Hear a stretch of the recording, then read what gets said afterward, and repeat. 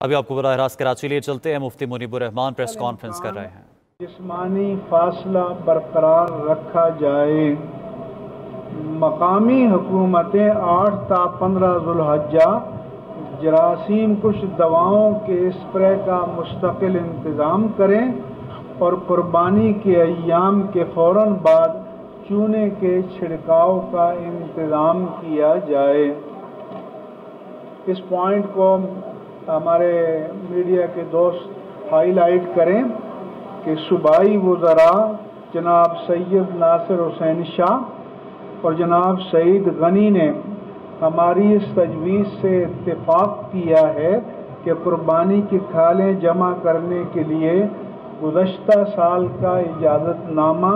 اس سال بھی قانونی متصور ہوگا اور نئے اجازت نامہ لینے کی پابندی نہیں ہوگی اور اس کی تجدید کی ضرورت بھی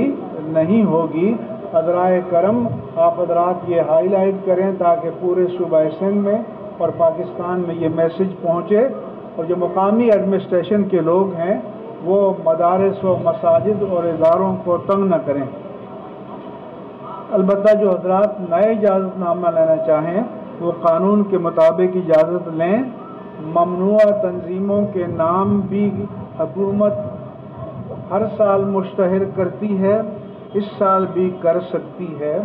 لہذا اس حوالے سے بھی ہماری صوبائی گورنمنٹ کے ساتھ تمام معاملات طے ہو چکے ہیں۔ میڈیا سے ہماری اپیل ہے کہ ان باتوں کو ہائی لائٹ کریں۔ تمام معاملات طے ہو چکے ہیں۔ میڈیا سے ہماری اپیل ہے کہ ان باتوں کو ہائی لائٹ کریں اور یہ وہ SOP ہے، یہ احتیاطی تدابیر ہیں کہ جو وفاقی حکومت کو وفاق کی سطح پر پورے ملک کے لیے نافذ کرنی چاہیے۔ ہم مکمل تعاون کریں گے اور اپنے سوشل میڈیا پر بھی اس کی تشہیر کریں گے تاکہ سب لوگوں کو اس کے بارے میں معلوم ہو جائے۔ اس کے ساتھ ساتھ ہم یہ بھی کہنا چاہیں گے کہ آپ اجتماعی قربانی کو ترجیح دیں اور اگر لوگ یہ چاہتے ہیں کہ ان کی قربانیاں شریعت کی شرائط کے مطابق کی جائیں تو مساجد کو ترجیح دیں، مدارس کو ترجیح دیں، دینی فلاحی تنظیموں کو ترجیح دیں تاکہ شریعت کی شرائط کے مطابق قربانی آپ کی ادا ہو سکے، کیونکہ جو شریعت دینی تنظیمیں ہیں چاہے فلاحی ہیں یا سماجی ہیں کم از کم وہ اس بات کا کو گارنٹی کرتی ہیں کہ شریعت کے احکام کی مکمل پاسداری کی جائے۔ جب میں یہ کہتا ہوں کہ اجتماعی قربانی کو ترجیح دی جائے، مدارس کو ترجیح دی جائے تو یہ مت سمجھیں کہ میں اپنے لیے کر رہا ہوں۔ ہمارے ہاں گزشتہ سالوں میں اجتماعی قربانی ہوتی تھی 350 گائے تک، لیکن اس سال چونکہ ہمارے طلباء ابھی موجود نہیں ہیں اور تقریباً 125 طلباء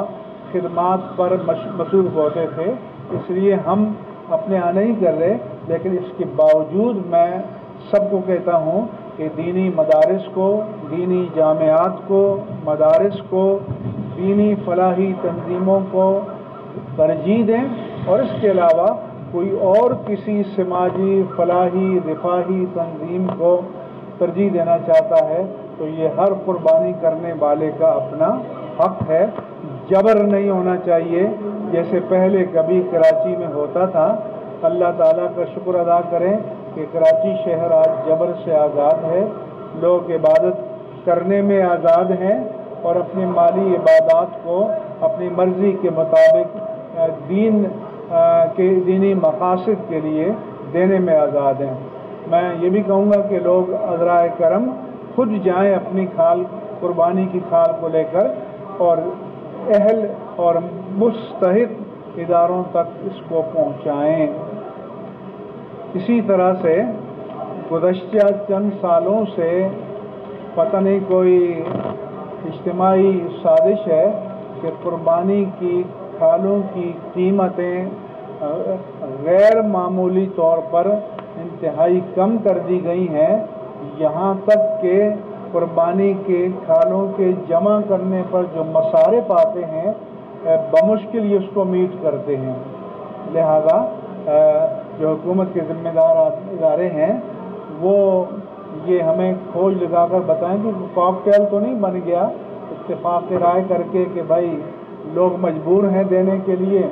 یہ پیرشبل آئٹم ہے تو جو مرضی ہے قیمت لگاؤ، ان کو بھی ظلم نہیں کرنا چاہیے، دیانتداری سے مارکیٹ ویلیو کے مطابق دینا چاہیے۔ اب آپ کوئی سوال کرنا چاہیں تو کر سکتے ہیں، اور مفتی محمد تقی عثمانی صاحب بھی آن لائن آپ سے گفتگو کریں گے، پھر ہمارے مولانا ڈاکٹر عادل خان صاحب گفتگو کریں گے۔ یہ بتائیے کہ حکومت تو واضح اعلان کر چکی ہے کہ منڈیاں نہیں لگے گی، ان کے کرونا کی وبا جو ہے وہ پھیلنے کا مزید خطرہ ہے، تو آپ لوگوں سے کن باتوں پر SOPs کے علاوہ کیا منڈیوں پر بھی اتفاق ہوا ہے؟ یہ اس سب پر اتفاق ہو گیا ہے، اور حکومت نے اس بات کو تسلیم کر لیا ہے کہ منڈیاں لگیں گی، صرف یہ ہے کہ شہر کے اندر منڈیاں نہ لگیں بلکہ شہر کے باہر لگیں، تاکہ اس کے بد اثرات جو ہیں اس سے ہماری شہری آبادیاں محفوظ رہیں اور کوئی وائرس پھیلنے کا خطرہ نہ ہو۔ اب کوئی چیز اختلافی نہیں ہے گورنمنٹ کے ساتھ۔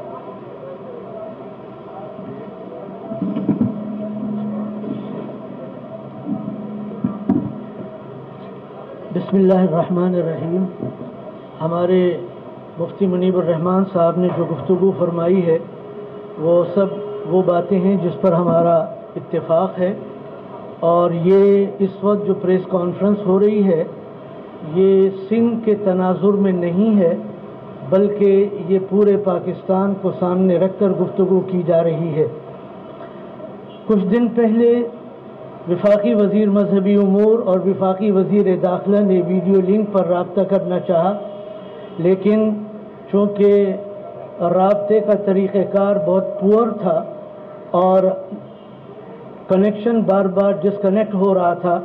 لہٰذا وہ بات مکمل اس طرح ہو نہیں پائی جس طریقے سے ہونی چاہیے تھی۔